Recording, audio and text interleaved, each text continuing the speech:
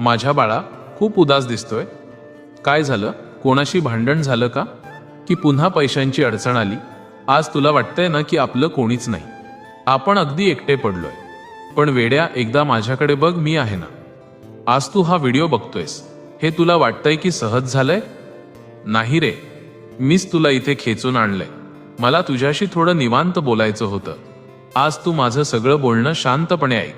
तुला तुझ्या प्रत्येक प्रश्नाचं उत्तर मिळेल. तू किती दिवसांपासून म्हणतोयस ना, स्वामी एकदा अक्कलकोटला येऊ द्या, पण काही ना काही आडवं येत होतं. कधी पैसे नव्हते, तर कधी घरची कामं. तुला वाटतंय की तू येऊ शकला नाहीस, पण खरं सांगू, मीच तुला थांबवून धरलं होतं. कारण मला माहिती होतं की तुला कधी बोलवायचं, आणि आता ती वेळ आली आहे. आता तुझा रस्ता मोकळा झालाय. मी तुला स्वतः साथ घालतोय, कारण आता तुझं दुःख हलकं करण्याची वेळ आली आहे.